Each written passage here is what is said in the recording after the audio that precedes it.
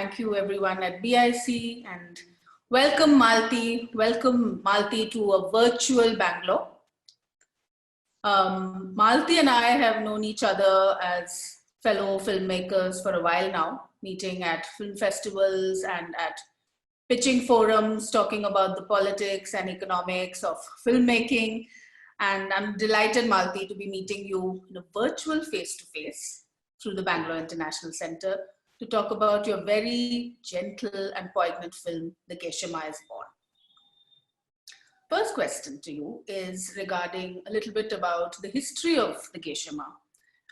You were telling me that in 2012 is when the very first degree was awarded or conferred. And it must have been a very big thing for Tibetan Buddhism at the time. How did you come about making the film? And more importantly, how did you choose your protagonist, Namdol? A correction there, actually 2012 is when the studies for geshemas started. So the first awarding actually happened in 2016, which is when we filmed. Okay. So what we were filming was historic from that point of view. But I'm very happy to be here. Thanks, Sandhya, for orchestrating this, and thank you, Bangalore International Center, and Vikalp Bangalore for having my film as part of your screening series. It's such a privilege. So thank you. Actually, my producer Rajiv Mehrotra, who you know as well from PSBT, he is. Really the person who sort of introduced this project to me, because he knew that this was going to happen. And I think it's really valuable to have somebody who's in the know and who's deeply entrenched in that culture to actually know what is historic and what is important that's shaping, a cultural moment. And so in many ways that was my introduction, and we jumped into shooting like we always do, because the moment was around, just around the corner. And like many filmmakers, documentary filmmakers will connect with, you discover your character as you go along. And so it wasn't different here either. But I think in many ways, it's actually Namdol who we met, and who must have seen the utter desperation in our eyes, because we were, sort of trying to figure how we could shape this entire moment, something so valuable that was going on. And typically nuns are far more reserved, and they, sort of take their time. But with Namdol, we felt that there was a communication which opened up.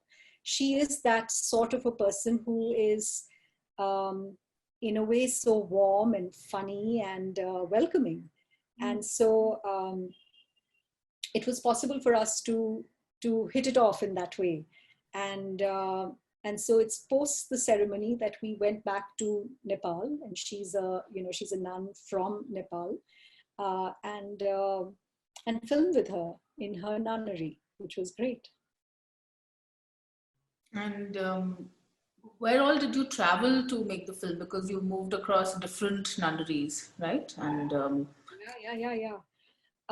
So, once the Tibetans came to India, there are several centers across the Himalayan region where the Tibetans have settled. We started by filming first in Dharamshala, and the nunneries around there. And then we were in Mungod, which is where the ceremony happened, the Geshema ceremony happened. So we spent some time here, and, which meant that we were in Karnataka. And Karnataka has Mungod as well as Bailakuppe, two centers of learning which were there. But we more or less focused on Mungod. And then we were in Nepal at Kopan Nunnery. So that's again, an amazing monastic center. So, we stayed with the nuns. I mean, in all these places, the nuns were extremely generous. We were allowed to stay in the nunnery, and they're also fairly far from civilization. So we wouldn't have been able to commute or do any of those things. So we sort of stayed in the midst of it. You know, my biggest takeaway when I saw the film and I sat with myself was that, I mean, why does anyone decide to become a nun, whether it's in any form of religion? It's because you have this deep inner calling, feel you want to dedicate a life to service of God. And it begins with Namdol saying, I have a deep sense of sorrow inside me. And she says that once again later in the film. So there is this deep sense of sorrow at this gender injustice. But I never see anger. And when I compare that with other situations where similarly women have been kind of activists and really fighting to get the same rights, there's always much more aggression. And I think that was really my biggest takeaway, to see how gentle Namdol and the other nuns were. They were accepting, they were fighting, they were persistent. And I think that somehow that emotion of being gentle is there throughout your whole film in the way we'll talk about the technical aspects later. But what was your feeling? I mean, I actually found the way there's this sort of distinction when you are there. There are the nuns who have come from the West, and a lot of the well-known nuns who have spread the word of the Buddha across the world, largely from the nuns community, are these incredible women who who've done that.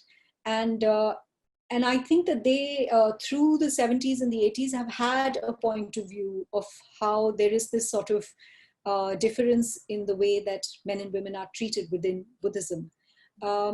Now, the aspect that I found interesting and in a way revolutionary too was the manner in which the Himalayan region nuns who are from this area, this spread out Bhutan, Tibet, India, Ladakh, and the nuns who largely are in this area, the Tibetan Buddhist nuns. They come from a background, from a cultural, historical past where their families have been entrenched in this religion. And so it's been a way of life for them. There will be a monk in the family, there will be a nun in the family. And, this is not shocking for them. And I found that for them, they didn't have, if they found something missing, or if they found the sort of lack of if they found lack of equality in, say, the Mahayana Buddhism in the way that it is practiced here, they didn't really have an option to think of something else. Like a lot of times the Western nuns had the ability to go to Hong Kong, and Chinese Buddhism gives them the ability to take on the bhikshuni vows, which Tibetan Buddhism didn't. So to a large extent, these were nuns who didn't have the means, and this is where their fate rested, that is the large number of nuns. That is the large volume of nuns. And so for a change to actually happen from the inside in this cultural landscape, I think the way they sort of persevered through it was in keeping their faith in the fact that change will come. And that really led them through. And for them, they didn't want to embrace it with anger, because then what's the point of being in a sort of a spiritual space? And they, sort of constantly dealt with the pain of having to leave their home, to be refugees. There is so much else that, say, they are at the mercy of in many ways. But I think it was also the sense that they didn't see themselves as victims of circumstances. They didn't see themselves as having to settle. They kept that, for a lack of better word, that sense of an optimism for the future, the fact that change will come, and you keep going at it. And so that hope really, I think, is what I found pretty amazing. And it wasn't led by picket fences. It was led by the sense that we'll be resilient and we'll figure it out. It'll happen. And it's actually been a rather long not battle, say struggle to try and get this, because I was reading that it was from 1987 onwards that a lot of nuns started coming to India, leaving Tibet. What has the Dalai Lama's position been? I mean, we always see him as a very loved person, very rational person, and he comes across the same way in the film, often in opposition to the Minister of Culture and other ministers who have much more traditional ideas of what nuns should be. Was his position always the same, or was that the reason maybe they always had hope, because they always felt that Dalai Lama is such a just person?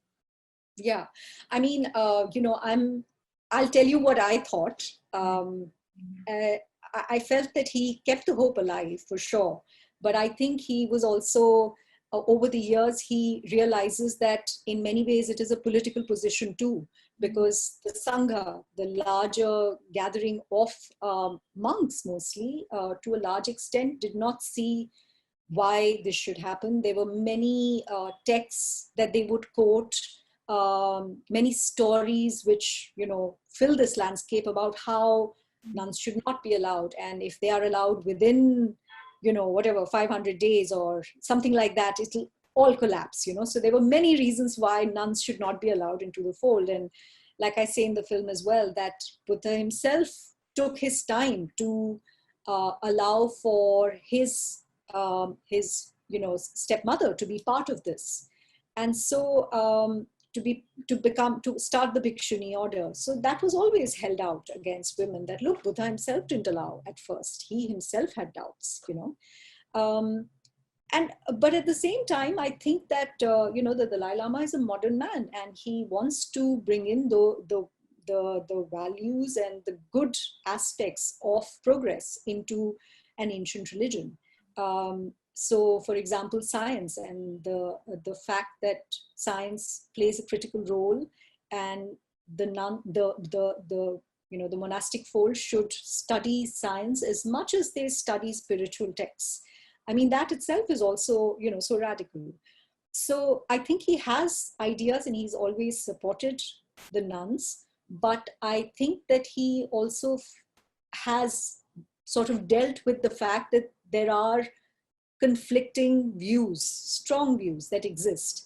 And so sort of bulldozing through and going against the Vinaya, which is the rule book, would in a way be a destructive path, So I think he has attempted in many instances, because we have heard that there have been conferences after conferences about whether women should be included, and nothing's come of them, until he really separated that question and said, all right, if you don't want to give them vows, let that be, but let's not stop their education, And so he created that distinction, which I think was a way forward. I mean, he says it so gently, but I thought it was so powerful when he says that Geshema is within my control and I'm going to give it. Why not? I can give it. Absolutely. And there is no denying that, he has such a strong, I mean, Tibetan Buddhism is really fortunate to have such a charismatic leader who holds the community together. And in spite of everything that has happened, you see the fact that people really hold on to him and what he stands for, because it's a connection with the past in a way that makes them feel rooted, So how do you do that? I got a lot of insights about Buddhism through this film, and I'm sure we'll come back to a lot more of that when we do with the question and answer. But I want to talk a little bit about... I have to say, I'm not an expert in Buddhism, so don't hold a gun to my head on that. And I mean, one of the things I want to tell the audiences was, can you imagine how difficult it must have been for Malati to communicate with the nuns, because they spoke in a language which not only she doesn't speak, but she doesn't even understand. So she needs a translator. And then she was telling me that all the sections which have the debates, Buddhism is this very dialectical religion. So when they're doing those debates, they're actually done in Pali. So which is such an ancient language, such a formal language. So I mean, really, those are one of the aspects of filmmaking, which once you take head on, then you have to deal with even things like this. So hats off to you, Malati. I mean, the whole language question was a bit nuts for us, because being there, we would have somebody, or we would request someone who would roll their eyes up and say, okay, we'll sit with you when you do your long interviews. I mean, nobody understands what a documentary filmmaker is doing in the first place. So, they would humor us, and we would get some amount of at least a first layer of translation so that we can pose a question, and know the general sort of lay of the land or what is being said. And we had a local who was helping us with that. But when we came back, luckily through the network, we were able to find this young, broadcast journalism student who was in Dharamshala. And so she really helped us with the interviews, which were spoken in Tibetan. And although she didn't know how to write it, she could sort of figure from the spoken word what was being said. So that was one layer. But when it came to debates and it came to some of the classroom conversations, we were really finding it extremely hard to find somebody who would be able to translate Pali, because Pali would be studied by the scholars.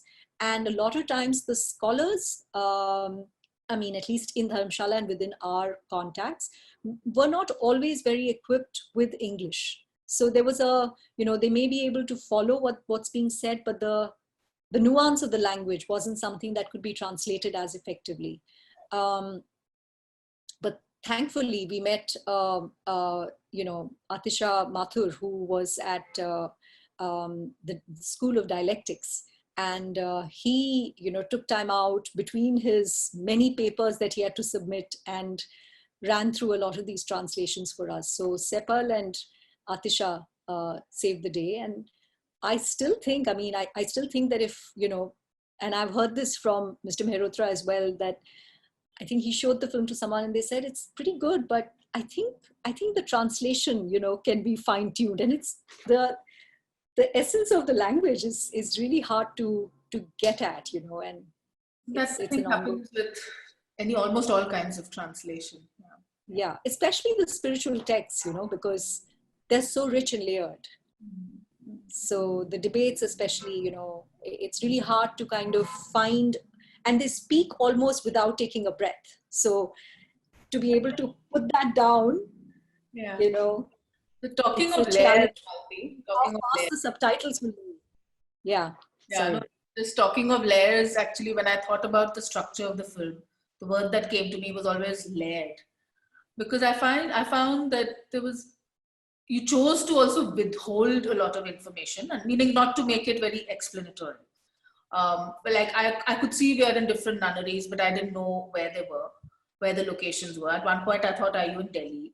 I didn't at all think it would be Mungod and Karnataka, and then I looked it up because it came up. And then you're telling me Namdol was in Kathmandu. So both with the not revealing the locations, but the use of texts, like where you had those sections which were from the texts, your sound design. I think you created many, many layers, and I think that's what makes the film so evocative, because you're reading something, but you're also listening to something, then you're listening to someone talk.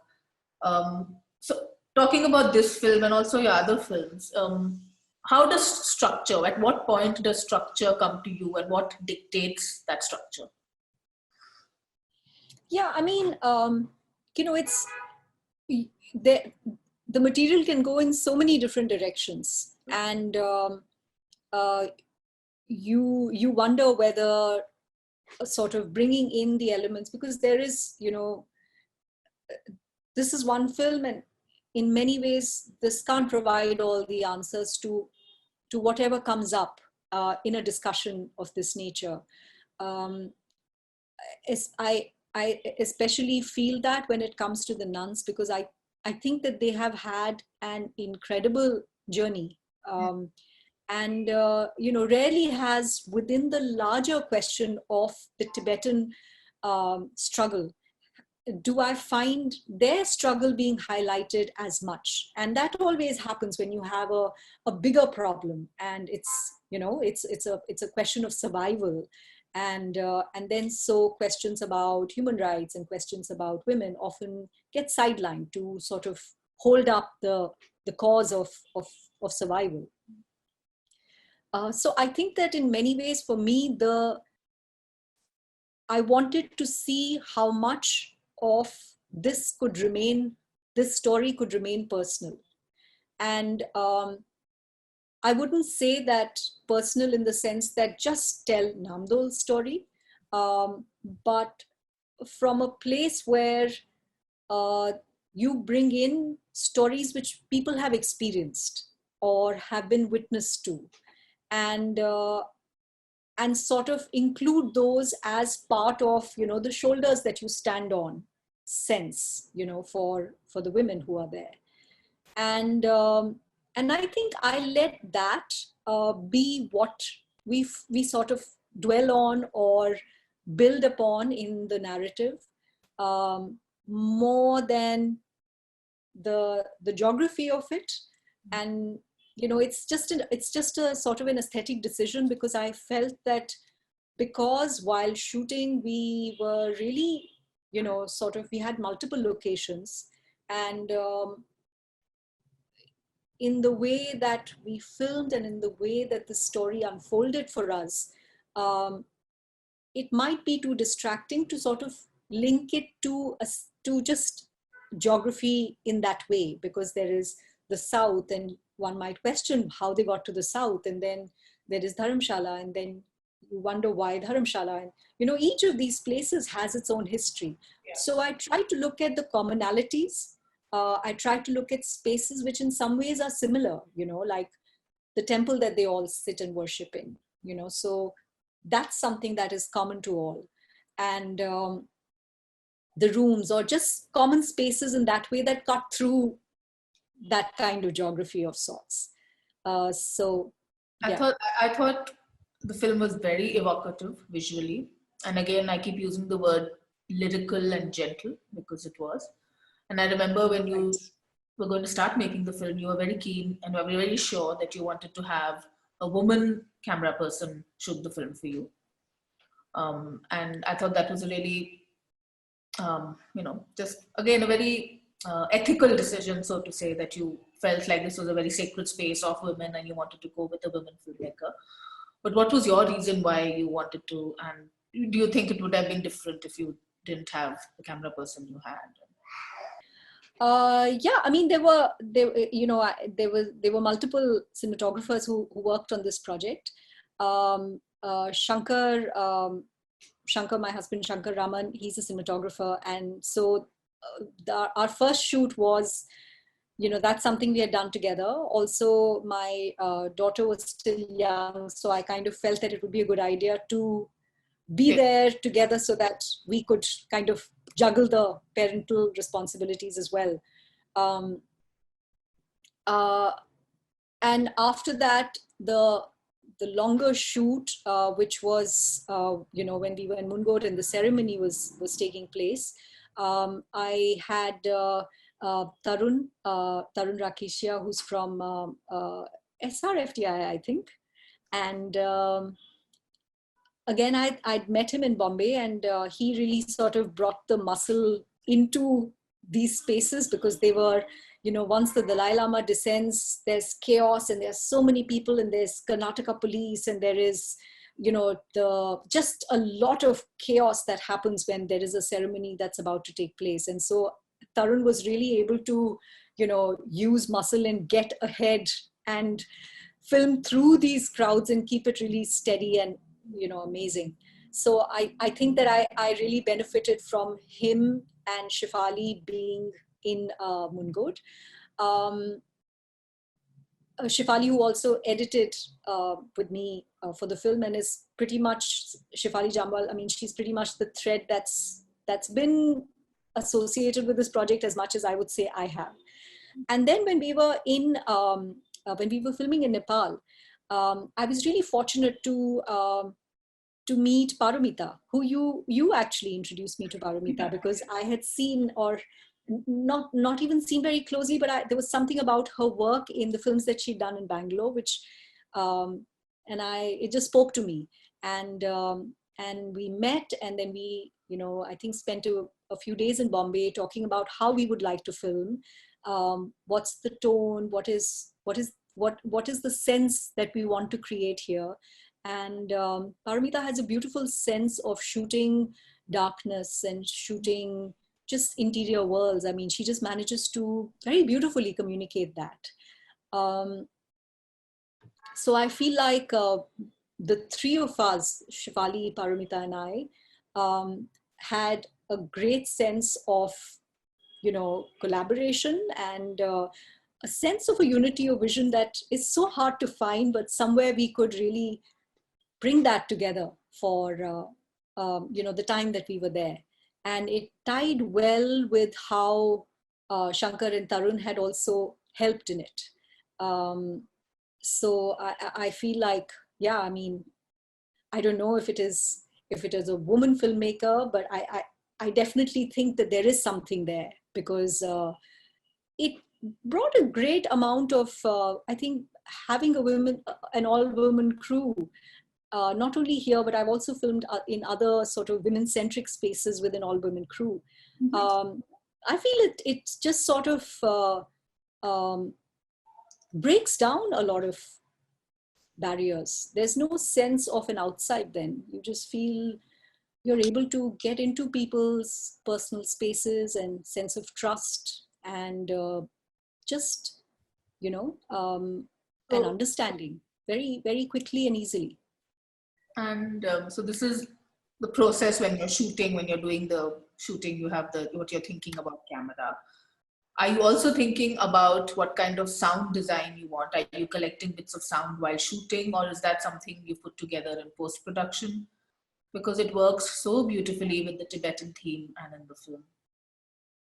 Yeah, I mean, I think at the time when we were there, we would shoot for, say, a couple of hours, and then we would actually just put everything down and spend some time listening to their hymns or be in the monastery where they were praying, just listening. Mm-hmm. And I think it was very evident to us while we were there that a lot of the sonic elements in the monastery contribute to that sense of space and emptiness, which we wanted to bring forth in the film. And I think when we came back, particularly the music, Naren Chandavarkar, who did the music for the film, really sat through all our recordings, which were, I mean, we just did it in, with the equipment that we had, but he was able to find pieces of beauty in it.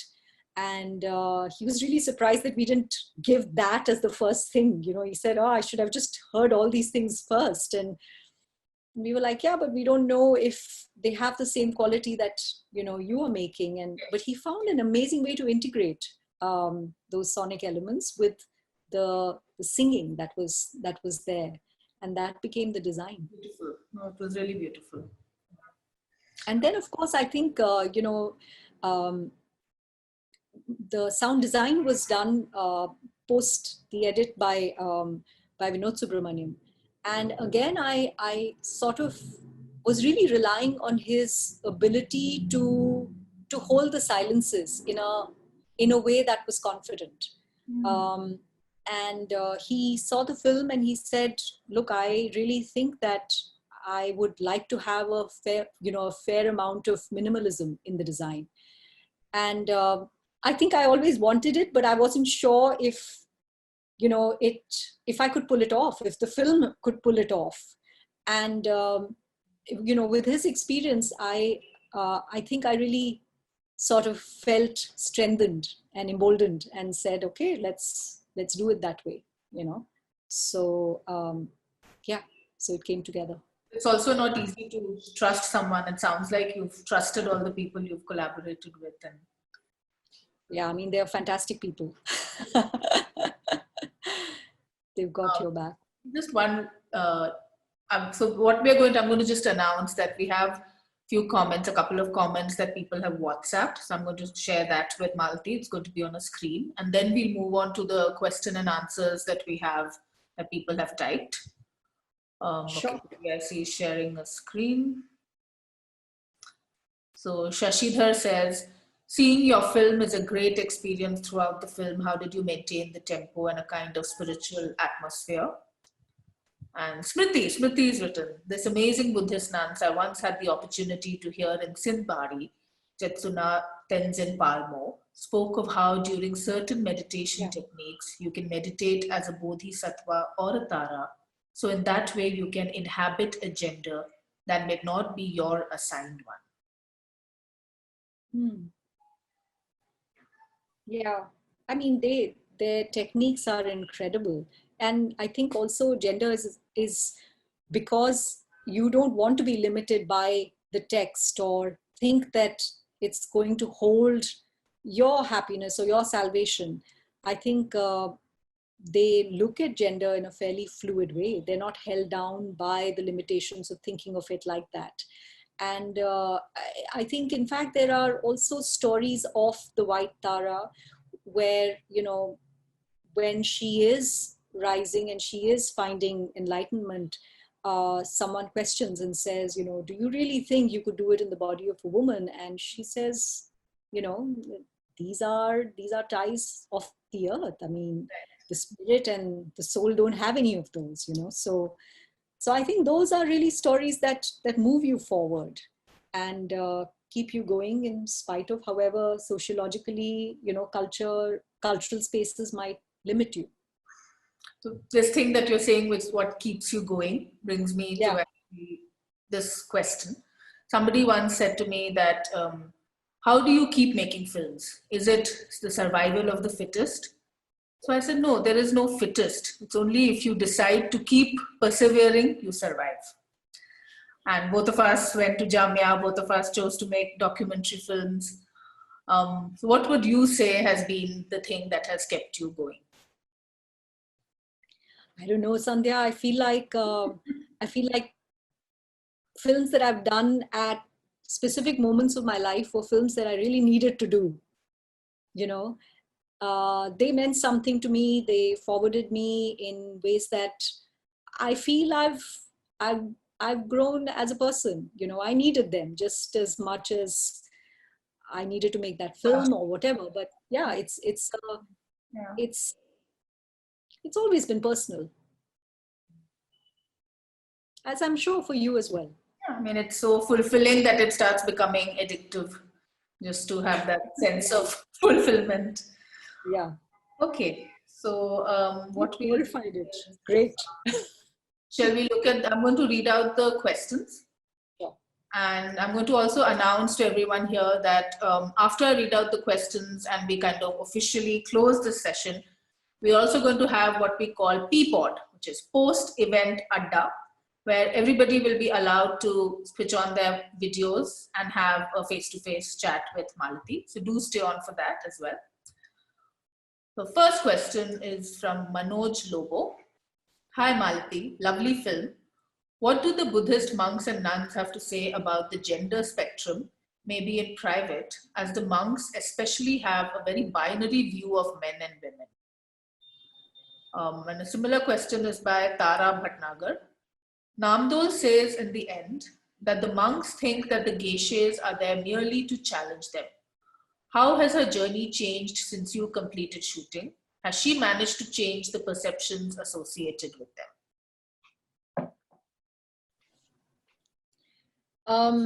Manoj, hi. The question about the gender spectrum. I don't know actually. I don't know whether there is a particular position that they have taken about it.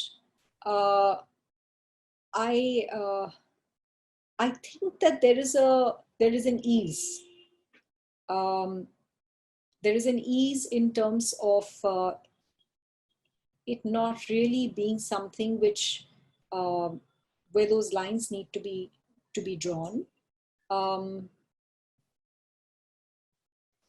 But I'm not an authority on it. Maybe you know, maybe there's more to it. But as far as I remember, there was a question about somebody um, who did have a, sort of a transition. I do remember vaguely that being there. And I think they were able to continue with their practice. So I don't think it is. I think it's possible to. Transition. Sorry. In a gender transition, or what do you mean? Yeah, and I think it is possible to be able to find that space in at least in Dharamshala. I think among the centers, I feel in Dharamshala there may be a greater possibility because the community there seemed to be far more open and cosmopolitan, and outside of the monasteries there are also centers of dialectics which are also included in all the meetings. And so I think it may be possible to see that happen. Maybe some people have stories which deny this, but I wouldn't say I have complete authority on the matter. But I do remember reading about someone who transitioned and could continue. Tara's question was about Namdol, Tara Bhatnagar, that how has her journey changed since you completed shooting? Has she managed to change the perceptions associated with geshemas? Thanks, Tara, for the question. I'm in touch with Namdol, and so I think one of the first things that they did immediately after they got their Geshema degree was to move them to the next course of study. So it's like a doctoral and then a postdoctoral. And so the next level was Tantra. And so if you remember from the film, Namdol comes in with a bag, and then she's shown her new room, and that is actually in Dharamshala. So she moves to a new place, and she trains more. But she was already, I also want to say that because her own nunnery, Kopan nunnery in Nepal, had already seen her as someone who was a trailblazer. When we went to film, she was already leading prayer. She was already the one who was given the reverence of somebody who could be the senior most nun and could teach. She used to teach, and so those things were already beginning to happen within the nunnery. Whether she will be hired for other jobs, I don't think she has currently been hired, but the one who stood second, I remember reading that she has been hired as a teacher. So I think it's incredible that now you will have these nuns take on teacher positions. So yeah, I think slowly and steadily it's shifting. Okay, Sunanda Bhatt has a question. Thank you, Malati. Watching the film was a lovely experience. There's an interesting nun in the film who seems vocal in the larger meetings and very passionate. I was intrigued by her. You must have come across many interesting female personalities while making the film. Did you? Yeah, actually, she was also one of the nuns who we wanted to, we were also intrigued by her. And she had an incredible sort of presence too. I think what had happened was that she was also supposed to be one of the Geshema nuns, but she fell sick during the time of the exams, and so she couldn't write it in time. So, so she then graduated and became part of the second group of nuns who sort of got the Geshema degree. There were some incredible nuns, both within the Himalayan tradition as well as a lot of the Western nuns we spoke to. And I think in all these conversations, and I remember particularly the nun who shared with us the story of one of the fellow nuns being raped in the south. When she told us that story, and then we went back to the nunnery, and we went through they maintained diaries, and they'd maintained these amazing photo albums of how they had built the nunnery. And then when we finished filming with them, they were like, thank you, nobody asks us. This is the first time we're digging these albums out. And it really struck me that these were such incredibly powerful stories of having overcome huge amount of, conflicts and problems. And it remains an oral history. I mean, we haven't documented as much as we should these stories. So yeah, I mean, you dig deep and you meet some incredible stories and incredible women. Mukul, Avijit Mukul Kishore has a question.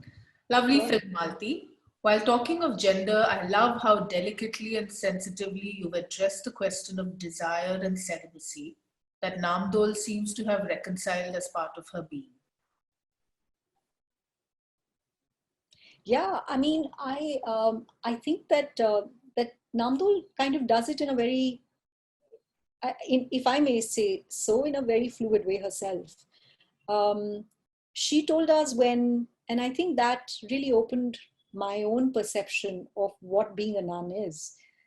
She told us that she was never interested in doing farm work, and many of the nuns spoke about it like that because that would have been their lot. Not to say that doing housework is bad or anything like that, but it wasn't something for them, and they didn't enjoy it.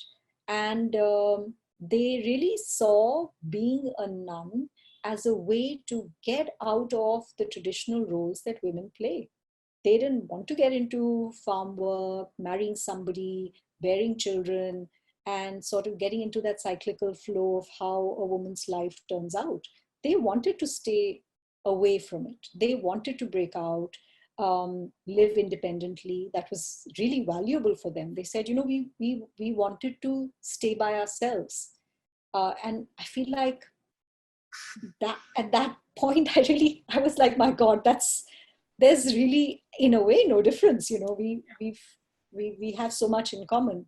And a lot of nuns said that, they really saw being a nun, and it changes the perception of how we view them. We view them as submissive, as being those who have devoted their lives to God, and it's sort of a life of submission. But actually, they see it as a life of freedom, and they feel they're independent women. Mukul has just added that these would usually be seen as being in conflict with each other, desire and celibacy. But I love the way she talks of impermanence after that. Yeah, yeah.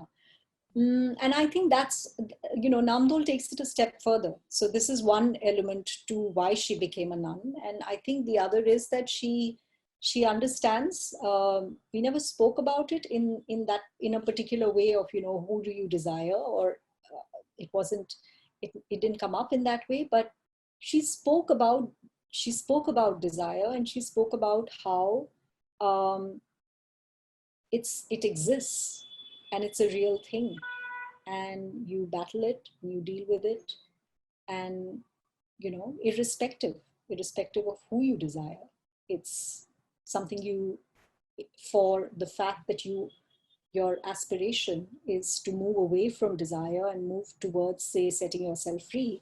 That is one of the things that will bind you down. And love is impermanent, or feelings are impermanent, in that way. Soumya has said that I was really moved by this film. Would love to watch your other films. I read about the film on children born in jails. Where can we see your other films? Well, I don't have a website, but if you write to me, I could send you a link. And my email ID can be, you can get it from Sandhya or from BIC. Sure. And we have one last question from Sushma Veerappa. Hi, can you tell us a bit more about the gestures of the monks and nuns while they debate? It's meant to be playful and suggest aggression. Well, similar question. Palani Muttu Ganapati has added to this that when asking questions, they act clapping their hands with sound. Even small boys do the same. Is it a tradition, or are they habituated for this? Yeah, I think it is part of the practice. I think that's just, within the dialectics of debating. That's one of the things, that's one of the gestures which they do. I think the there's something to everything. Why is the color maroon, and why do they debate in this way? From my understanding, it is a way to draw, your attention back to you're making a point, and then you're sort of enforcing it, or bringing the attention back to the question. So it's so I think it's gestural in that way. Yeah. A bit like how we sort of maybe jump every time the slate is clapped, so in shoots. But yeah, just I think that's what it is.